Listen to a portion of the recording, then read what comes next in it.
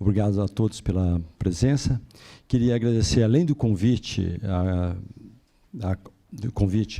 agradecer à comissão organizadora pelo convite, parabenizá-los por mais este evento, e é um grande prazer estar com vocês.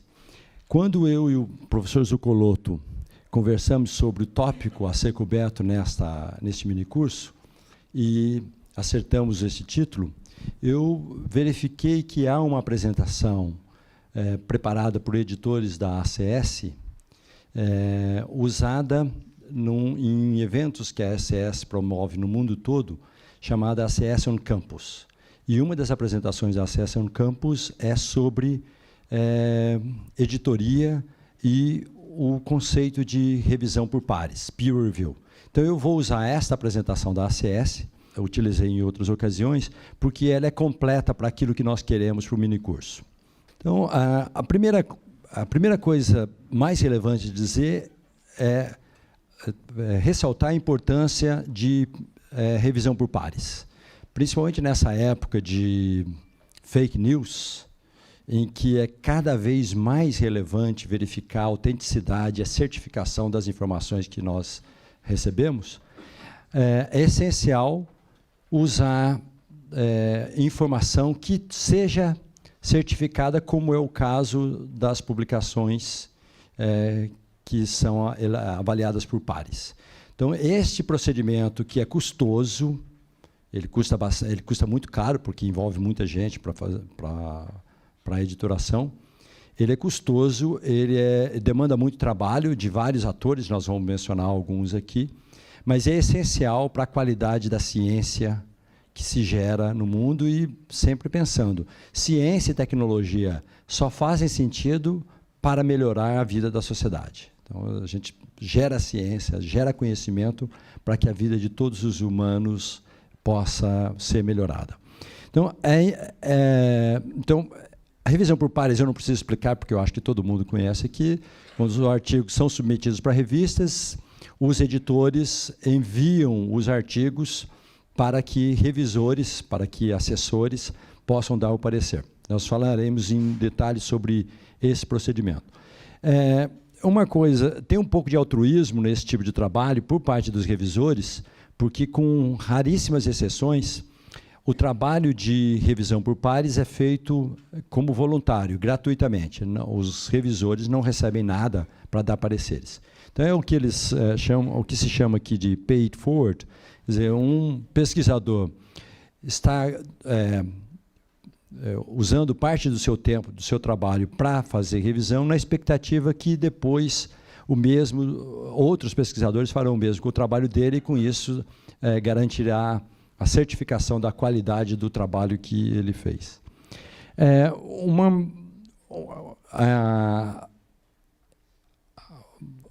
O que eles chamam em inglês de scientific integrity, ou seja, precisão ou a veracidade daquela informação que é colocada nas revistas, é absolutamente essencial para que a gente tenha uma ciência que desenvolva adequadamente. Então, aqui estão os passos todos que um artigo percorre. Então, começa na submissão pelos autores, e para a grande maioria das revistas, eu acho que, no caso da American Chemical Society, todas as revistas têm um grupo de editores que vai inicialmente julgar se os artigos estão dentro do escopo daquela revista.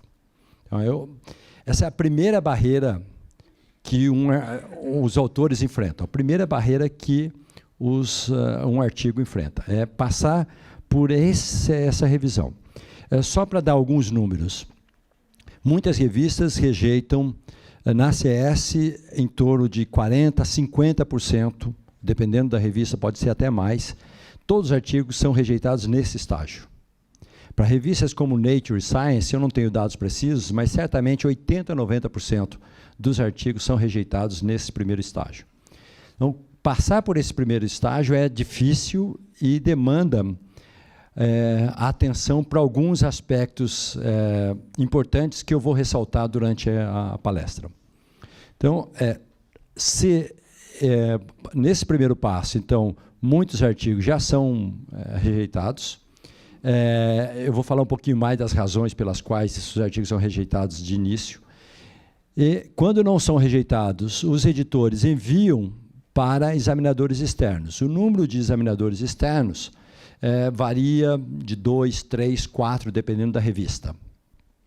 A revista da qual eu sou editor, nós, em geral, tomamos decisão a partir de 3 pareceres no mínimo. Então, no mínimo, 3 revisores externos são consultados para dar o parecer. Quando os editores externos fazem recomendações, eles não tomam decisão. A decisão é tomada pelo editor. E, após receber os pareceres externos, o editor toma a decisão, que pode ser rejeitar ou recomendar transferência para outra revista da mesma editora. Isso está cada vez mais comum. Pedir para que os autores revisem ou aceitem. A aceitação sem revisão é muito difícil, quase impossível. Eu não, como editor, ainda não tive nenhum artigo que passasse sem revisão. E artigo meu mesmo, eu acho que nunca tive um artigo que alguém, pelo menos alguns detalhes fossem pedidos na revisão. E, obviamente, no caso de revisão, os autores podem resubmeter. Nessa revisão, há aspectos diferentes. Por exemplo, se o editor recomenda uma revisão grande, major revision, ou minor revision, isso quer dizer que os autores têm um prazo relativamente curto para fazer a revisão do trabalho deles. Então, a expectativa é que, atendendo aquelas demandas dos revisores, o artigo será aceito. E, na resubmissão, principalmente na carta de encaminhamento, os autores têm que tentar convencer o editor a não enviar de volta para os revisores, inclusive para evitar que eles não encontrem outros defeitos do ponto de vista deles e dificultem a aceitação do artigo. Há uma outra modalidade, que não é de minor ou major revision, que é reject and resubmit. Então, o artigo é rejeitado com a recomendação de resubmissão. Isso varia de uma revista para outra, mas, em geral, nas revistas da ACS, são 6 meses que os autores têm para mandar uma nova versão. E o manuscrito receberá uma nova data de submissão.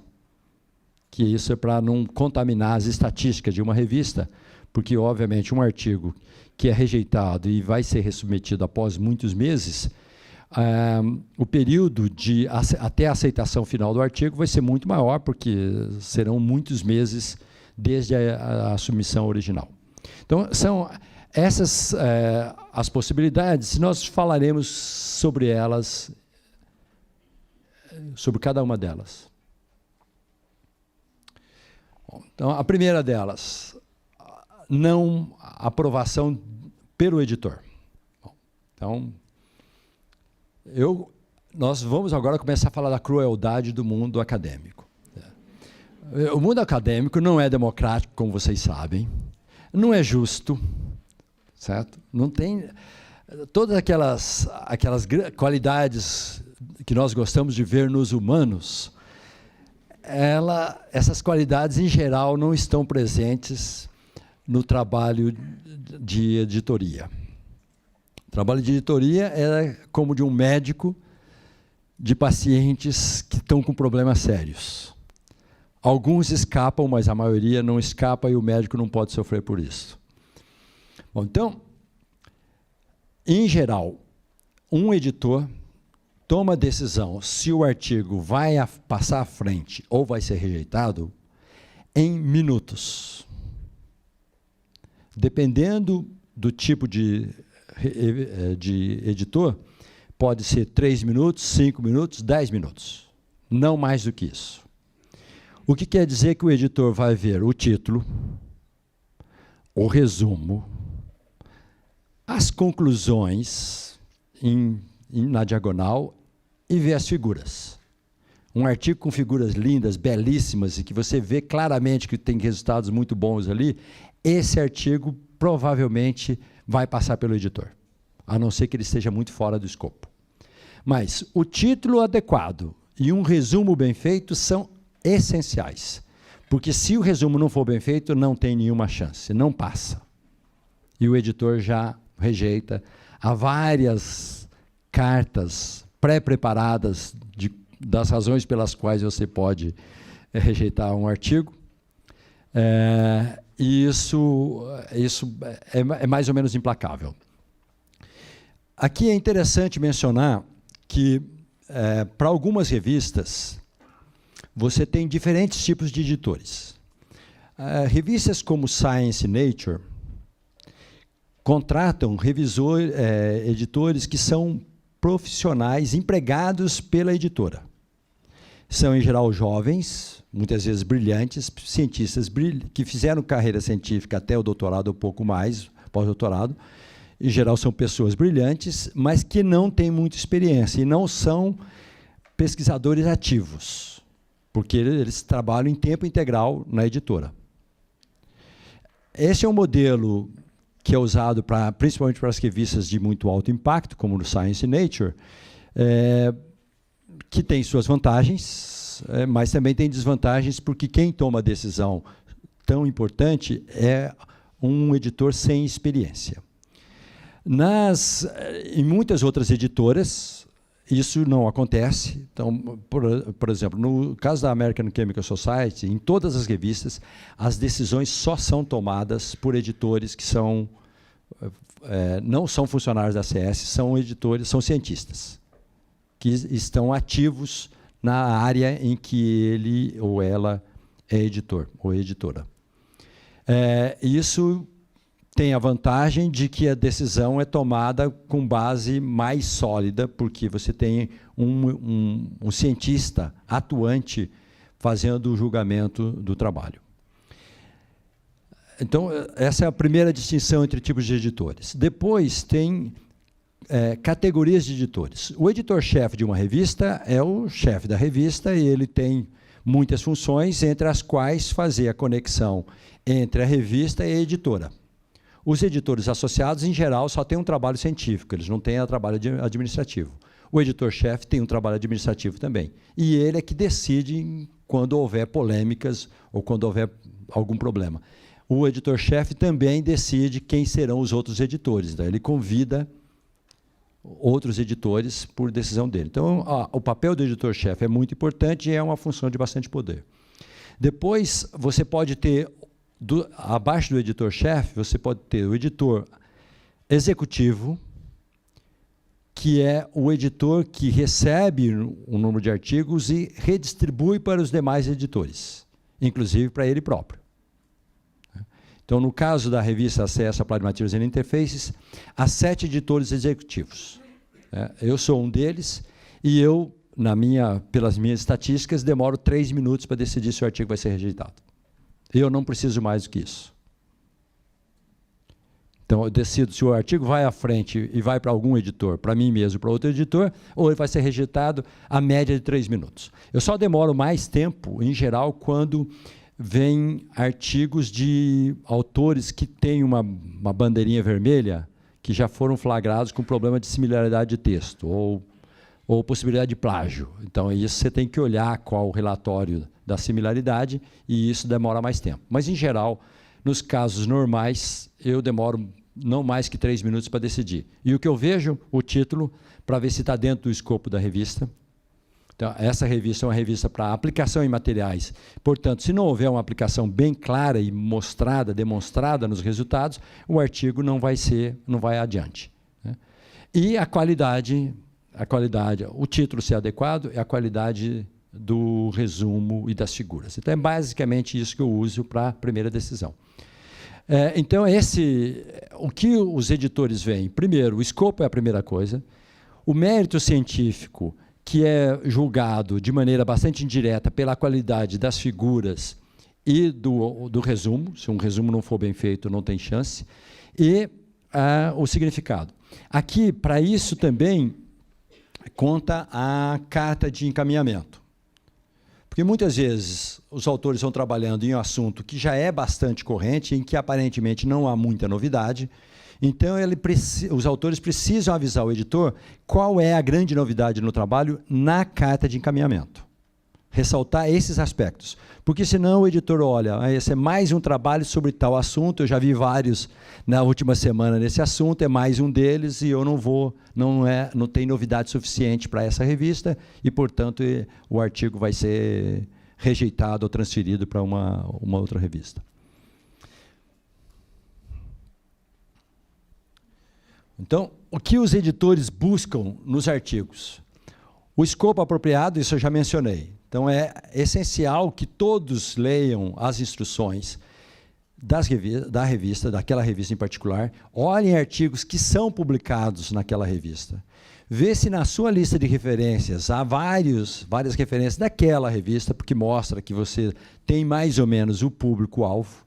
Se você vai publicar um artigo e você tem lá 40, 50 referências e não tem nenhuma referência que seja da revista para a qual você quer submeter, provavelmente o escopo não é o mais adequado. Então, essa é uma outra maneira de olhar. Depois, a outra coisa relevante é novidade. A novidade você tem que demonstrar no resumo, na carta. E aí tem uma coisa interessante. Não adianta usar muito superlativo. Novo, inédito, essas palavras, ou traduzidas para o inglês, nada disso ajuda. Então, o uso de palavras ou excesso de elogios ou de autoelogios para o trabalho não ajuda. É muito mais relevante você dizer serve para tal coisa ou é importante por causa disso. Dá a razão. Eliminando palavras que não somam. Então, adjetivos e advérbios são, em geral, ruins para isso. É melhor você adjetivar o seu trabalho dando a razão, do que usando adjetivos os mais floreados que pode ter. Nós recebemos mais ou menos 70% das submissões hoje vem da China. 70%. Então, é um número considerável. E a qualidade é bastante variável, tem muito boa qualidade, mas uma característica interessante é que os chineses são muito disciplinados no aprendizado, e se você diz alguma coisa, faça desse jeito, eles seguem. Então, não é incomum que haja um excesso de floreio nos artigos deles, né, por causa dessa expectativa de que usar palavras bonitas no inglês vão ajudar na avaliação do trabalho. Bom, a outra coisa que é bastante relevante isso não é parte dessa apresentação, mas eu imagino que talvez vai ser mencionado depois, amanhã, pelo professor Zuccolotto, que é o que você está transmitindo no artigo. Qual é a mensagem principal? Que tipo de contribuição? E não só uma quantidade de resultados, não só uma coleção de resultados. O que é mais essencial é qual é a ideia principal que você quer transmitir com aquele artigo. Então, um artigo científico não é pura e simplesmente um relatório cheio de resultados discutidos e apresentados. Um artigo científico tem que trazer o que é mais importante para aquela área e como aquele trabalho faz o campo avançar. Então, mencionar essas características é essencial para que o trabalho seja bem avaliado.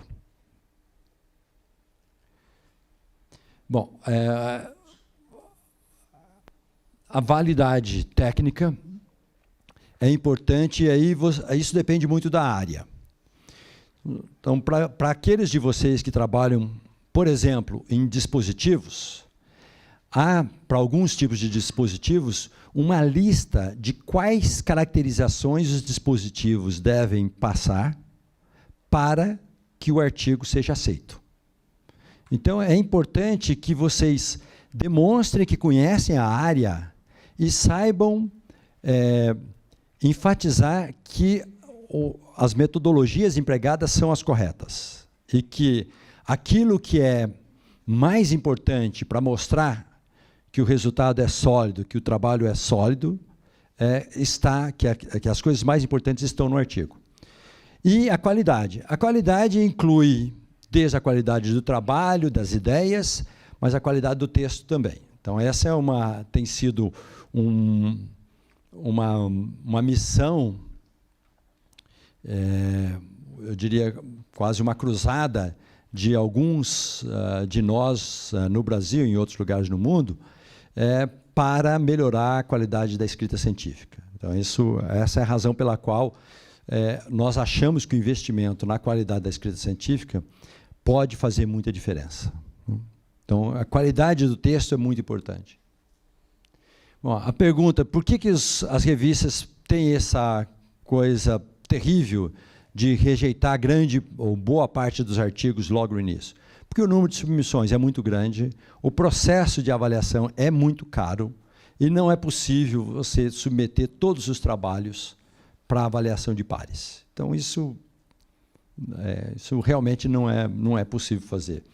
E também não vale a pena, porque em alguns casos, por exemplo, se o resumo está mal escrito e há muitos problemas no inglês, não tem razão nenhuma para você seguir à frente com a avaliação desse artigo, porque ele não pode ser publicado. Aliás, para o bem dos autores, porque a última coisa que você quer é ter um artigo seu ruim publicado, porque isso pode danificar a sua reputação, pode impedir que você tenha posições importantes, que você seja citado e assim por diante. Num dos eventos da Session Campus, o professor Frank Kina, que é também editor de uma das revistas da CS, disse que ele, ao contrário do que a gente recomenda aqui, que não deve sugerir amigos como revisores, ele disse assim, não, eu sugiro meus amigos por revisores, porque eu tenho certeza que os meus amigos não vão me deixar publicar coisa ruim. São meus amigos, eles veem, pô, isso aqui está mal, isso não pode ser aceito, o Frank não pode publicar esse artigo, porque isso aqui não está certo, ou aquilo não. Então, ele diz que manda para os amigos, porque ele confia que os amigos não vão deixar ele publicar uma coisa ruim. Certo? Bom, então, há muitas razões para você ter que, ou para as revistas fazerem essa triagem inicial, e a maior delas, eu acho que é o número de submissões. Bom, como os revisores são selecionados? Essa é uma tarefa difícil e hoje, felizmente, há ferramentas de busca muito eficientes que permitem encontrar revisores. Então, a primeira coisa é que o editor pode, como é especialista na área, saber de pesquisadores, amigos ou conhecidos, que podem fazer uma boa avaliação daquele artigo. Mas isso não é suficiente para o volume de submissões. Não é possível só que o editor confie só naqueles que ele já conhece. Até porque, mesmo sendo especialista naquela área, a diversidade de trabalhos é muito grande. Então, é improvável que o editor seja especialista em todo tipo de submissão que ele recebe. Então, aliás, é quase impossível que isso aconteça. Então, o editor precisa confiar, ou precisa ter outros mecanismos para escolher os revisores. Bom, são vários. Um deles é pedir para que os autores sugiram revisores. Essa é uma medida bastante interessante e ela demonstra também a maturidade e a confiança que os autores têm no trabalho deles. Porque se os autores sugerem só os vizinhos de sala ou de departamento como revisores, isso mostra que eles não têm muita noção de como deve ser um processo sem conflito de interesses de revisão e provavelmente não conhecem as pessoas mais importantes da literatura que deveriam avaliar o trabalho dele.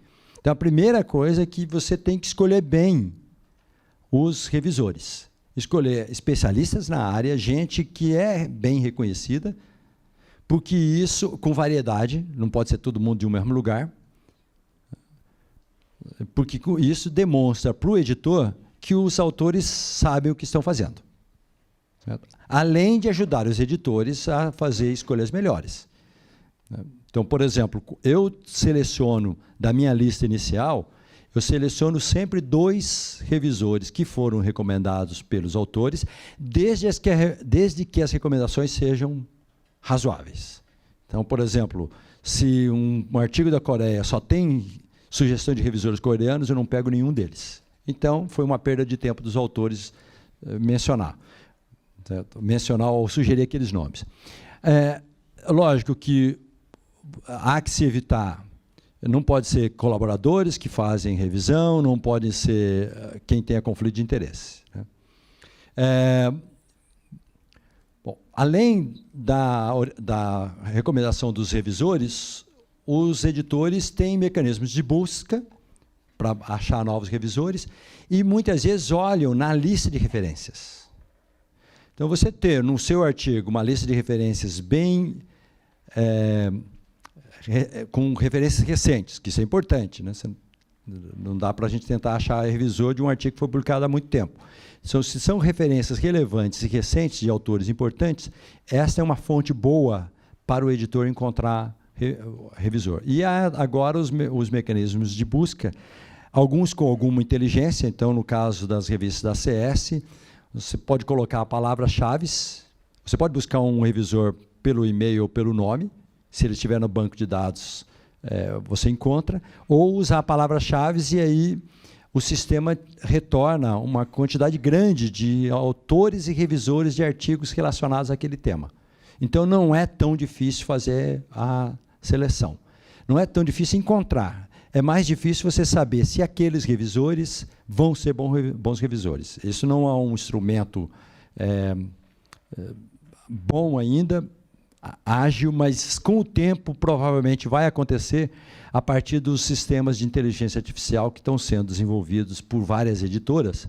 Então, no futuro vai ser possível descobrir quem é bom revisor, quem não é, que tipo de, se ele é duro ou se não é, mais ou menos como você pode fazer hoje com o julgamento das redes sociais, né? Descobre quem é quem, varrendo as informações de redes sociais. Isso vai ser feito também para o trabalho de revisão. Como que o editor toma a decisão? Bom, eu mencionei antes que os revisores fazem recomendações. As decisões são tomadas pelo editor. Essas decisões, bom, lógico que ele tem que levar em conta os pareceres.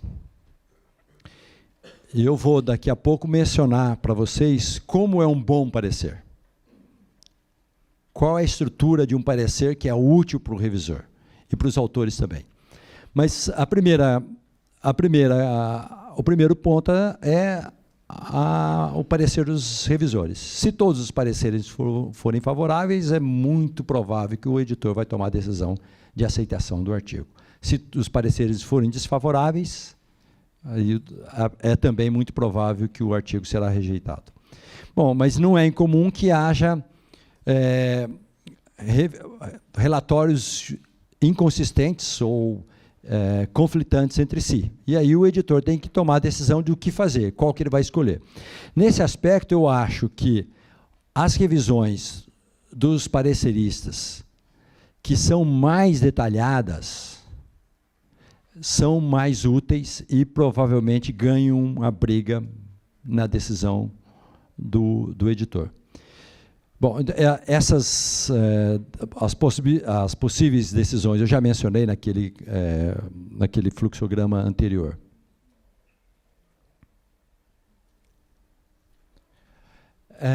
Bom, você submeteu o artigo, voltou os pareceres, voltou a decisão do editor com os pareceres. A primeira coisa que eu sempre digo é: tente usar da melhor forma possível os pareceres dos assessores, mesmo que o artigo tenha sido rejeitado. Na minha experiência, já de alguns anos, recebendo pareceres, não só como editor, mas também como membro de coordenação na FAPESP, que eu fiquei por 9 anos,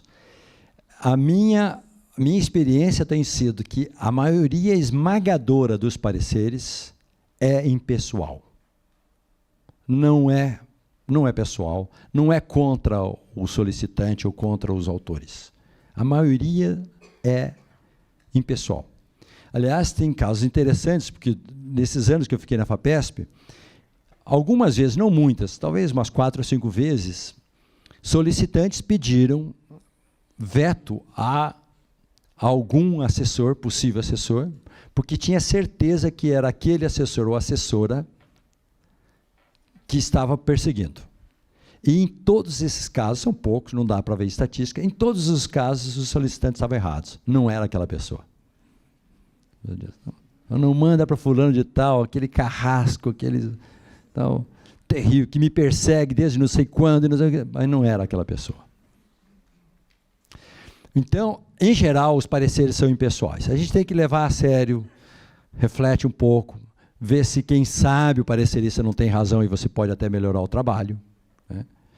Então, primeiro, ler com muitos cuidados, tentar compreender os comentários, né? Fazer o que os assessores estão pedindo. Não é uma boa política brigar com o assessor, muito menos com o editor. Certo? Então, tem até alguns comentários sobre isso. E, obviamente, manter o tempo. Né? Se você tem um prazo de 3, 4 semanas para submeter a nova versão, você tem que tentar obedecer aquele prazo e, se não for possível, pedir uma extensão. Tudo isso feito de maneira muito educada. Bom, quando você responde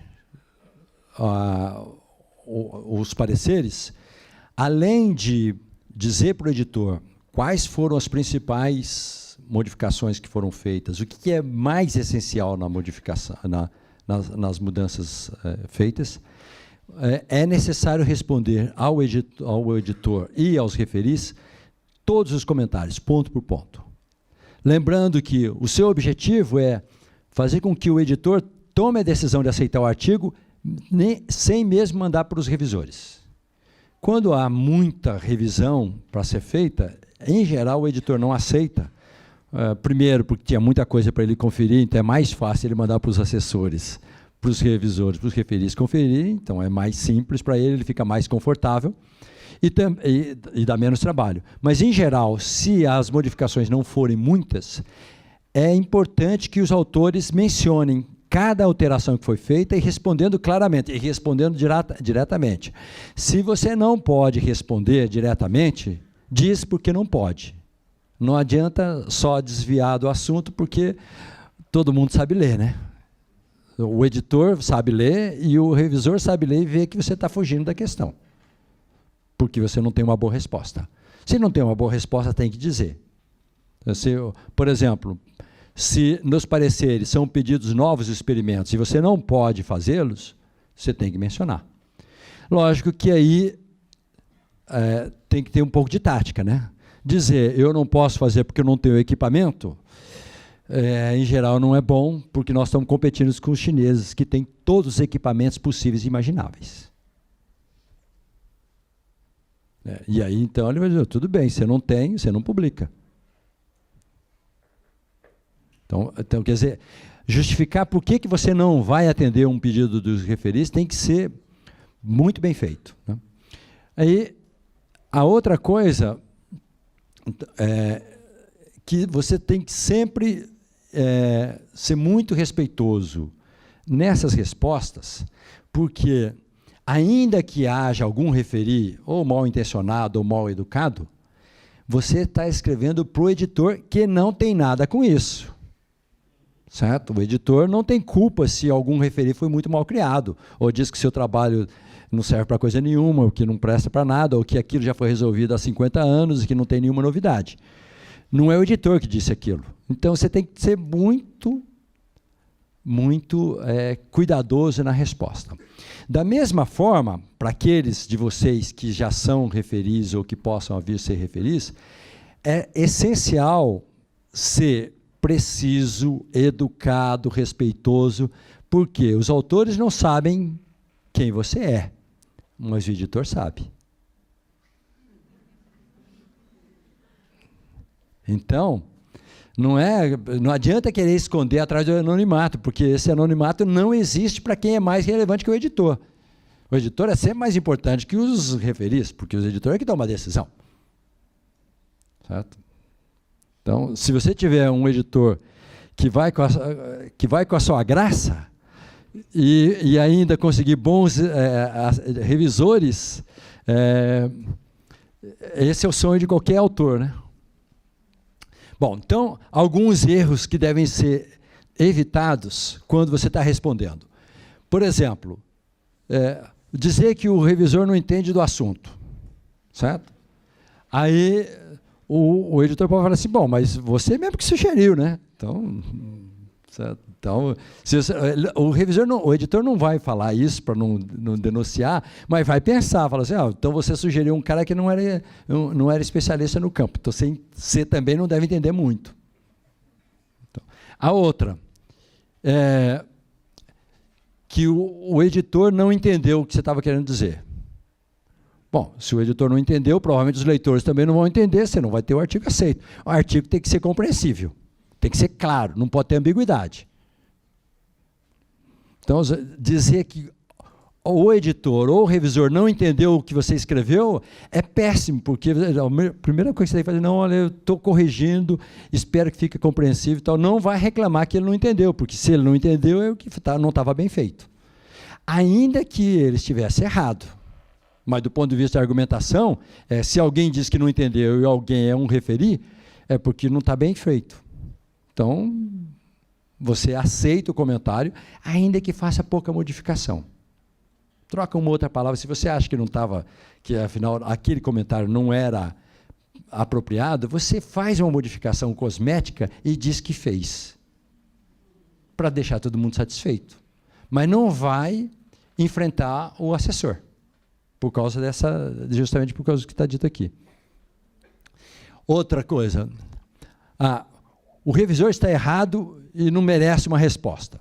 Está errado, eu não vou nem responder. Bom, isso não adianta nada, né? Você tem que explicar para o editor o que é o certo. E a implicação tem que ser que o revisor estava errado, sem você ter que dizer. Ou usando palavras, usando aqueles eufemismos todos, né? O revisor não percebeu tal detalhe, aí você explica, né? Em vez de dizer ele ou ela está completamente errado. A outra coisa, esse é um argumento que muita gente usa. A revista ACS Applied Materials and Interfaces exige muita novidade, porque senão não aceita. Inclusive porque tem uma patrulha dos autores. Autores escrevem para o editor-chefe dizendo, se você acabar de aceitar esse artigo aqui, mas recusaram o meu, que é muito parecido. Tem uma patrulha. Então, o editor-chefe vive pedindo para a gente ser muito cuidadoso com isso. Se não tem muita novidade, não aceita, justamente por esse motivo. Eu recebi, há um tempo, um parecer de um revisor, que eu mandei um artigo para ele, e ele respondeu furioso, antes de mandar o parecer. Ele respondeu furioso porque ele disse que tinha um artigo que ele tinha submetido, que era naquele mesmo assunto, parecido, e que tinha sido rejeitado sem mandar para referir. Não era por mim, era por um outro editor. E aí o cara está dizendo, vocês não têm consistência na decisão, não sei o quê. Bom, eu tive que engolir aquilo, eu não tinha culpa, que o outro... talvez eu devesse ter rejeitado o artigo a priori, mas eu decidi não fazer. Depois eu rejeitei, porque o parecer que ele mandou era um parecer terrível, ele tinha um pouco de razão e o artigo não foi aceito. Mas ele já ficou bravo só de ter recebido o artigo para dar parecer, de o artigo não ter sido rejeitado a priori. Então, veja, tem essa patrulha também. A patrulha dos próprios autores. Então, o argumento de que alguns artigos similares foram publicados na revista, pode dizer o escopo está certo, mas ele pode dizer, foram publicados, justamente já não tem grande novidade, então o seu artigo não vai ser aceito. Então, não é um bom argumento. Bom, o que fazer se o artigo foi rejeitado? Aí ele diz assim, até os editores têm artigos rejeitados. É lógico que tem. O Rui estava mencionando o número de artigos.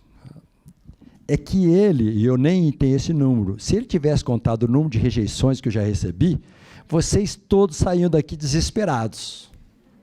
Porque para cada artigo ser aceito, muitas vezes ele já foi rejeitado 2 ou 3 vezes. Então, o número de rejeições que a gente recebe é absolutamente astronômico. Não tem nada errado de você ter artigo rejeitado, até porque, se nenhum artigo seu é rejeitado, é provável que você não está sendo suficientemente audacioso na escolha das revistas. Certo? Porque se tudo que você faz é aceito, você fala, bom, a minha ciência é tão boa que eu vou publicar nas revistas de maior impacto possível. E lá não vai ser fácil ter todos os artigos aceitos, quer dizer, não existe isso. Então, se todos os seus artigos forem aceitos, tá bom, mostra que você está fazendo boa ciência, isso é verdade, mas você não está sendo audacioso, porque você tinha que ter um pouco de rejeição. Então, não se desesperem com rejeição. E aí, primeiro, antes bom, pode xingar todo mundo em privado, né? Xinga o editor, xinga os autores, mas depois reflita se, afinal de contas, aqueles pareceres não podem te ajudar. Se os pareceres não são corretos. Se realmente você não podia fazer um trabalho melhor, ou se a evidência que você está mostrando ainda não é suficiente, e, portanto, você precisa fazer mais coisas. Né? E é lógico que você pode usar esses comentários para melhorar o artigo e submeter para a própria revista ou submeter para outra revista. Bom, briga. Quanto é que eu devo brigar com a mesma revista na resubmissão? Eu, em geral, brigo pouco, porque não tenho estômago para ficar brigando e insistindo com um editor que ele deve tentar aceitar um artigo. Mas tem horas que você vê pela decisão que vale a pena uma resubmissão, porque você diz, olha, eu consigo, embora o artigo tenha sido rejeitado, nós conseguimos responder a todos os questionamentos e achamos que ainda vale a pena. Então, você pode ainda tentar uma vez resubmissão mesmo depois de ser rejeitado. Bom, como é que você se torna um revisor?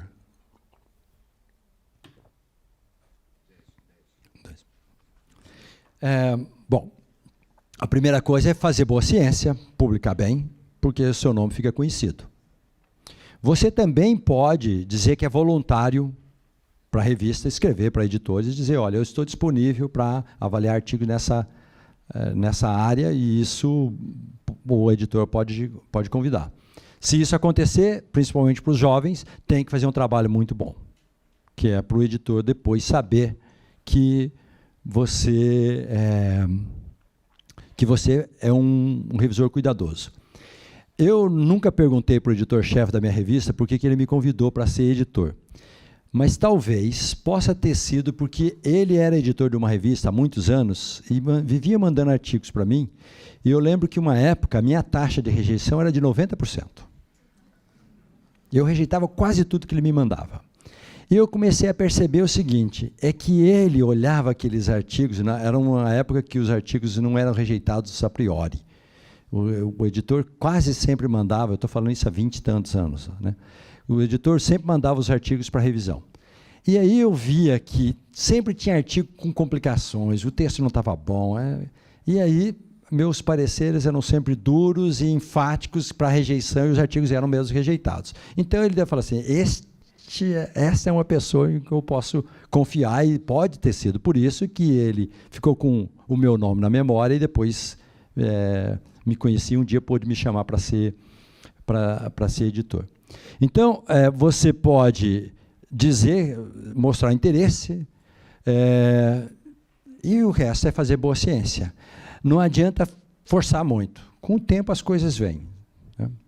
Agora, aqui não tem nenhum slide, como é que eu faço para ser editor? Né? Eu não tenho esse slide. Mas isso é uma coisa que eu acho que as pessoas não devem fazer. Certo? Ninguém deve falar assim, bom, como é que eu faço para ser editor da sua revista? Porque esse é o tipo de oferecimento que não vai pegar bem. Certo? Então, para quem vai fazer uma revisão? A estrutura de um bom parecer para os editores e também para os autores. Você vê aqui os itens. Primeiro, um resumo do que tem o manuscrito. Qual é o assunto? Você tem que lembrar que o editor ele recebe os pareceres algumas semanas depois de o artigo ter sido enviado por ele. Então, ele já faz um tempo que ele leu aquele artigo ou leu o resumo. Ele não lembra. Então, é importante que o parecerista coloque em contexto o que o artigo traz. Então, a primeira é um resumo do que traz o artigo.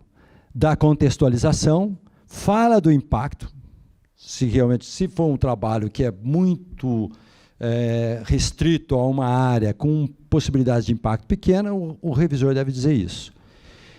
Fala do mérito científico, se a análise, se os dados estão bem apresentados e discutidos, se o trabalho tem mérito, a qualidade dos dados, a apresentação, se o texto está razoável, e, no final, uma recomendação. Você tem que recomendar. Certo? Recomendar pode ser aceito, mas precisa fazer tais modificações, ou não deve ser aceito, e assim por diante. É essencial que, se você acha que o artigo não deve ser aceito, tem que ser incisivo. Não mal educado com os autores, mas tem que ser incisivo. Olha, eu acho que não deve ser aceito por essas razões. E especificar as razões. Aqui, nessa anatomia, ou nessa estrutura de um parecer, não estão os comentários específicos de uma figura, de um resultado, que isso pode vir ao final. Certo? Então, você pode dizer, esses pontos é que embasaram o meu parecer. E aí você menciona quais são os pontos que não foram, que fizeram com que você fizesse um parecer favorável ou não. Bom, em todas as avaliações, tanto para agências de fomento como para as revistas, você tem um campo que é informação que é só para o editor. Então, aquilo que você está falando para os autores, não precisa dizer para o editor. Então, aquele campo pode ser deixado em branco, não precisa preencher, a não ser que você tenha alguma coisa especial para dizer para o editor. E as coisas especiais estão aqui, ó, que você não quer que o editor, os autores saibam. Então, por exemplo, tem a ver com conflito de interesses. Se você acha que pode ter a ver com conflito de interesses, mas você não está certo, então você vai dizer para o editor. Certo? Você pode ter revisado aquele artigo e você acha que pode ter algum problema de que o artigo já não foi aceito, ou os autores podem estar pensando em duplicar resultados e, portanto, tem um problema ético, então você quer avisar o editor. E se você também acha que outros artigos precisavam ser incluídos na discussão, mas aí você tem que ter certeza de que aquilo é relevante. E são artigos seus. Então, você não quer se mostrar para os autores. Você não quer dizer quem você é para os autores. Essa é uma regra que muitos referis não usam. Tem muitos referis que falam, elogiam o trabalho e tal, e dizem assim, mas você deveria mencionar tais artigos, uma lista. Artigos de quem? Dele, dela. Então, os autores logo veem quem foi o referi. Lógico que o referi, nesses casos, ele pode até achar que é bom, eu quero que os autores saibam quem eu sou, porque sabem que eu estou sendo bonzinho para o trabalho deles. Pode ser, mas isso não é ético e não é correto. E o editor dá de olho. Você pode ficar bem com os autores, mas não vai ficar bem com o editor. Não há uma política clara, por exemplo, nas revistas da ACS, de evitar isso, porque isso é uma coisa muito complicada. É muito complicado. Mas não é bom. Não ajuda a reputação de ninguém pedir para incluir num artigo as suas referências. Você tem que evitar a todo custo. Chegando ao final. Como autor, como é que você encara? Primeiro, os relatórios, os pareceres, não devem ser pessoais. E, em geral, não são. Não podemos sofrer de ter artigo rejeitado. Quem diz, eu não suporto ter um artigo rejeitado, tem que repensar o que vai fazer na carreira. Não dá. Então, a gente tem que ter sangue frio para aguentar essas pancadas. Né? E se fica nervoso, não responda na hora. Né? Ainda mais agora com o e-mail. Antigamente, você recebia uma carta, eu lembro, eu olhava no escaninho, quando vinha aqueles envelopes assim, tudo com as bordas vermelho e azul, né? Aí, então, era de pareceres de artigo de revista. Aquilo era uma emoção que você lia. Hoje tem menos emoção que vem no e-mail, mas eu não sei se é melhor ou não. E é lógico que a sua resposta tem que ser profissional, baseada em ciência e não em experiências pessoais ou opiniões. Lembrando sempre, o editor está de olho.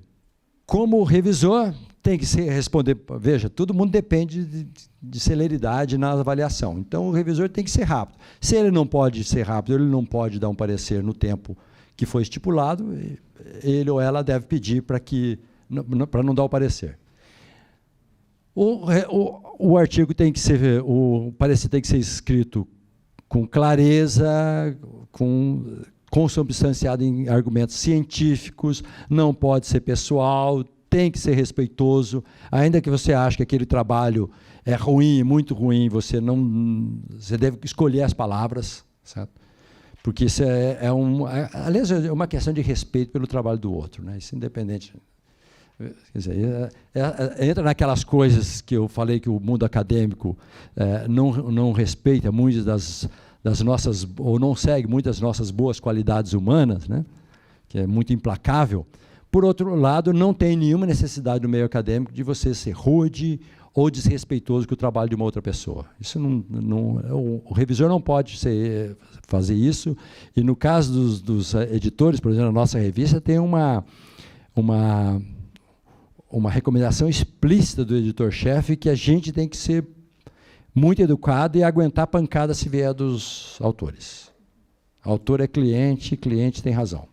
Então, você tem que aguentar. Lógico, você discorda dele, rejeita o artigo, mas não maltrata. Certo? Para terminar, para os jovens, tem uma ferramenta e um site que você pode ser treinado como um revisor.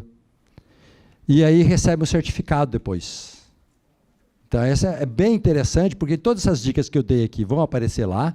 Você vai fazer treinamentos para dizer como fazer as recomendações, como estruturar um parecer, e isso pode ser muito útil. Então, é uma ferramenta bastante útil, principalmente para o pessoal jovem, né, que está começando a dar pareceres. Bom, com isso eu encerro, agradeço enormemente a atenção de vocês. Obrigado. Muito obrigado, professor Osvaldo.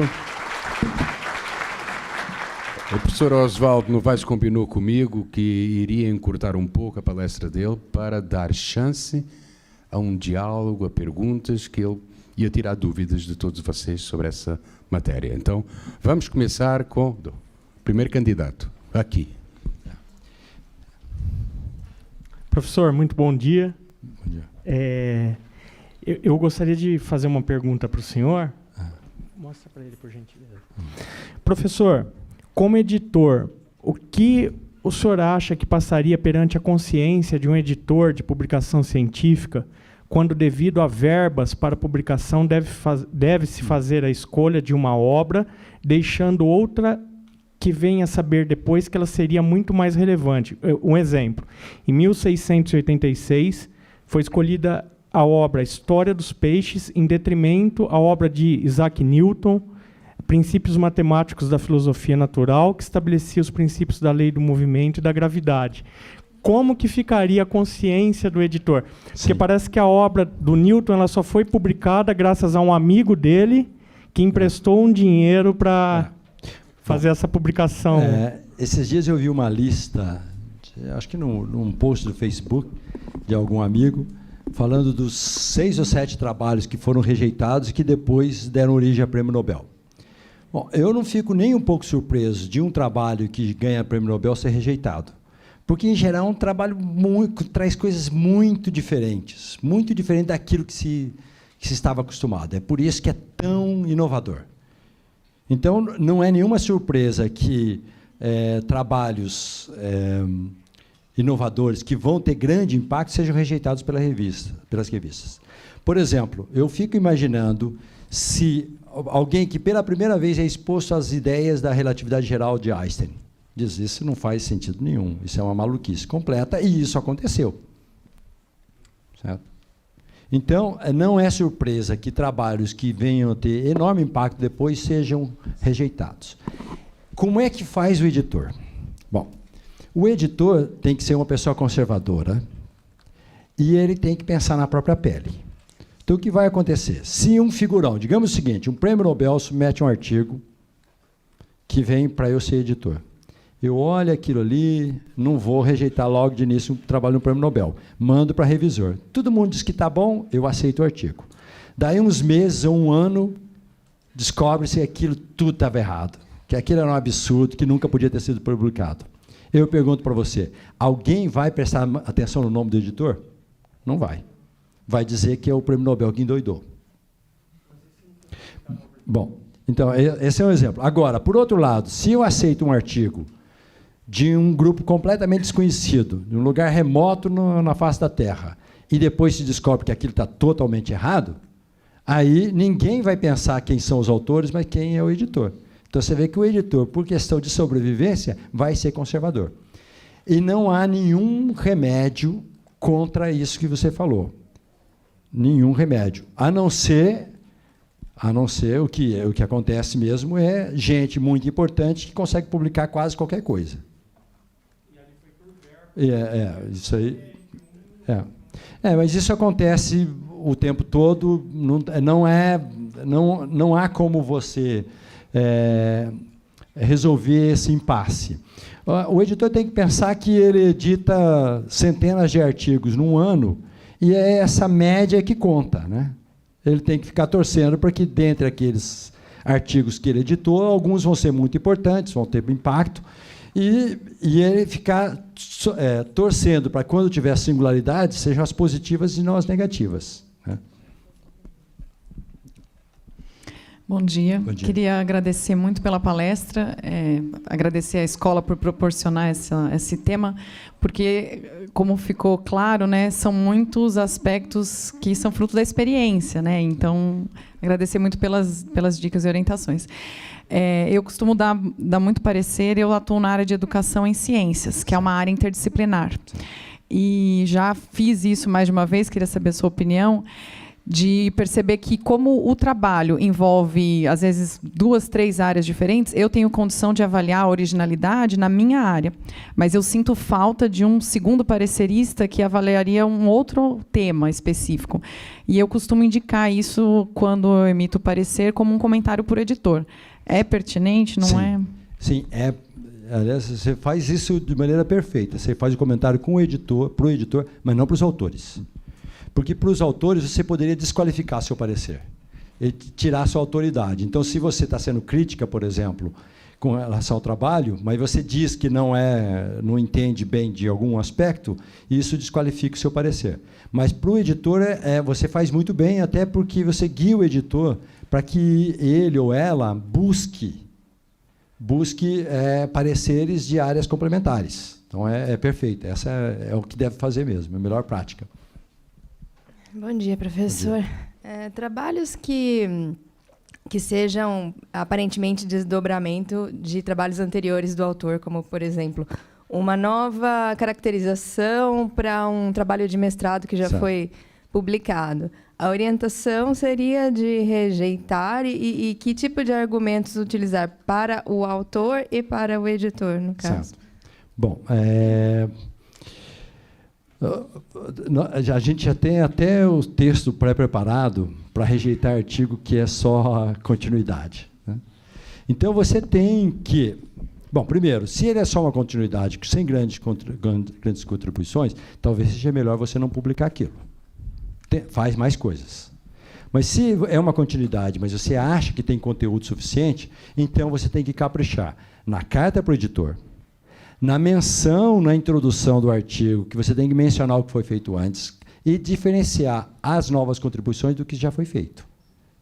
Uma prática que, felizmente, não é muita gente que usa, mas é péssima, é tentar esconder o trabalho anterior para não ser pego. Mas não adianta, porque se ele for pego, aí, inclusive, é considerado como uma violação ética.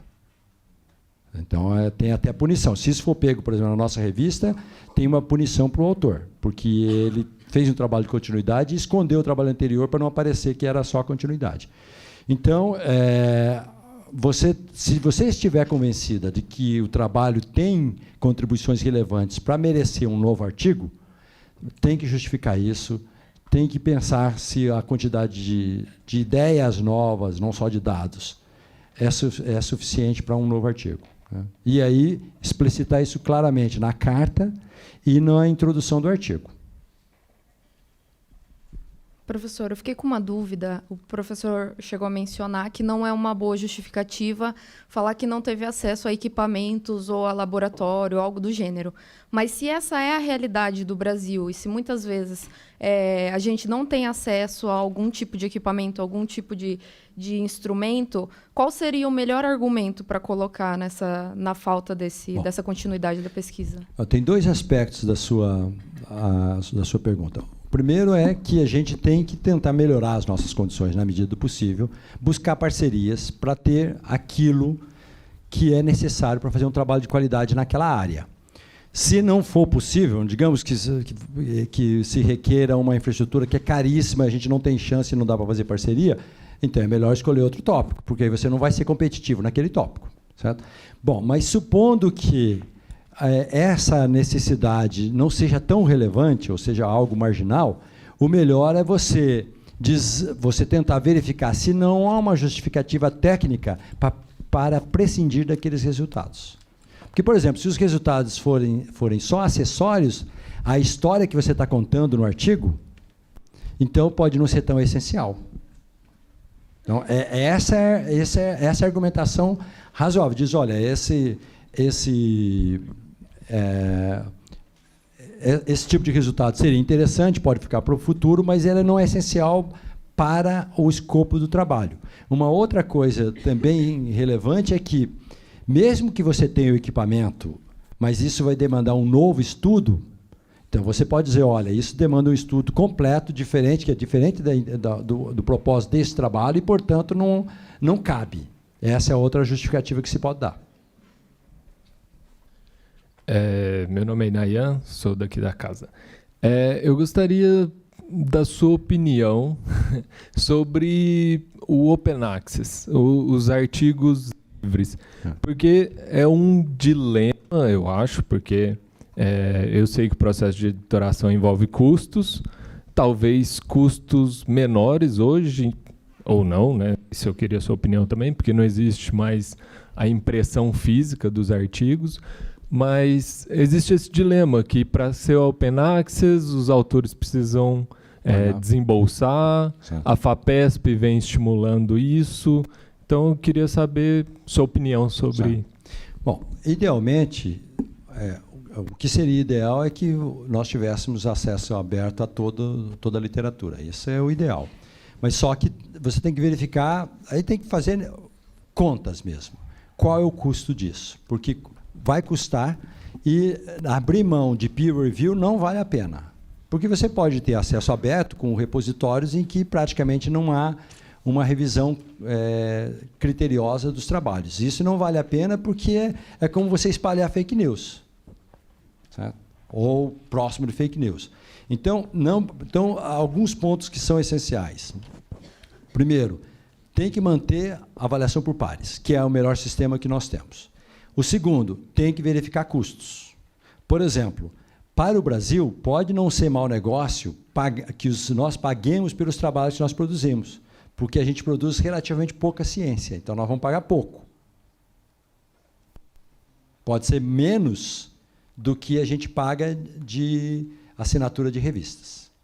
No caso, eu só tenho números para a ACS, que foram me passados, eu não tenho para outros, mas no caso da ACS, o Brasil gastaria um pouquinho menos se a gente pagasse pelos artigos do que assinando todas as revistas. Um pouquinho menos, uma diferença que parece que não é representativa. E, obviamente, que se a gente melhorar a nossa taxa de publicações na revista da ACS, isso inverte, porque o preço das assinaturas não vai subir.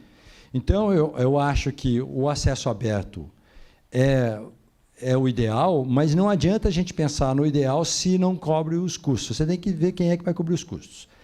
tem um outro aspecto muito importante, que é o seguinte: é uma expectativa completamente irreal de que acesso aberto seja muito democratizante. Porque informação não é caro, ou não é tão caro. Informação é relativamente barato, facilmente disponível. O que é caro é conhecimento. E você só transforma informação em conhecimento se tem bastante conhecimento. Ou seja, quem pode fazer isso? Então, por exemplo, você pode deixar toda a literatura acessível a alguns países que não têm uma estrutura de ciência e tecnologia, e eles não vão se beneficiar. Então, é um presente absolutamente inócuo. Então, ter toda a literatura à disposição de um país ou de uma comunidade quer dizer relativamente pouco, porque se nós não tivermos instrumentos e conhecimento para transformar aquela informação em conhecimento, nada vai adiantar. De maneira que, então, essa expectativa de que, por exemplo, a internet seria democratizante, vocês viram que não se concretizou. E nem se concretizaria se você faz um estudo de como funciona a transformação de informação em conhecimento e quão desigual é a distribuição de conhecimento no mundo. No mundo e mesmo no mesmo país. É uma lei de potência. Deve dar uma lei de potência à distribuição de conhecimento. Ela é pior e mais perversa do que a distribuição de renda. Porque, veja, distribuir renda, eu, em princípio, posso fazer. Se eu tenho muito dinheiro, posso distribuir para todo mundo, independentemente do que as pessoas saibam. Então, distribuir renda é possível. Mas distribuir conhecimento é muito mais difícil. Imagine se eu estivesse ensinando alguma coisa de culinária japonesa e estivesse falando em japonês. Quantos aqui, com os slides todos em japonês, quantos aqui poderiam aproveitar? Então, você ter uma distribuição mais equitativa, mais equânime de conhecimento é mais difícil do que até de renda. Então, eu acho, por exemplo, que essa discussão do acesso aberto, muitas vezes com essa ideia democratizante ou de ser para o bem da humanidade, é algo que pode ser bonito no discurso, mas na prática tem pouco efeito. É só um complemento sobre essa questão. Acesso aberto e revistas predatórias, não existe uma correlação direta, mas existe uma alta incidência, não é? Então, queria que você comentasse um pouquinho. Isso nós devemos evitar. Tem uma correlação entre acesso aberto e revistas predatórias, não é total, mas tem uma correlação importante. E as revistas predatórias têm que ser evitadas a todo custo, né? Porque ela é péssima para a reputação de um docente e ela é péssima para a ciência, né? Porque você pode publicar coisas que não têm nenhum significado, que só trazem poluição. Então, as revistas predatórias têm que ser evitadas, e isso é um fenômeno infeliz para a gente, né? Que é muito ruim para a ciência e tecnologia. Professor, eu gostaria de saber sua opinião a respeito de parecer de artigos científicos que apresentam dados de trabalhos que já foram divulgados em eventos científicos. Porque muitas vezes o trabalho ele é apresentado, mas também não é publicado, ou indexado, nem publicado completamente. Eu gostaria de saber como nós podemos nos posicionar perante a isso e como a gente deve agir no momento de dar parecer, por exemplo. Certo. Isso depende muito da política da revista. Algumas revistas exigem que o trabalho seja original e você não pode ter divulgado nem em eventos ou nem num seminário.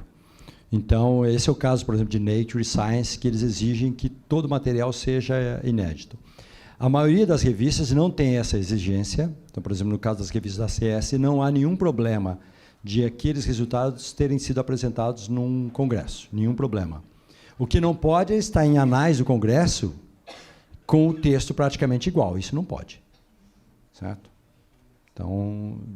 Então, se você está dando parecer e você percebe que tem um artigo que é muito semelhante ao que apareceu num anel de um proceedings de congresso, então você não deve recomendar a aprovação, né?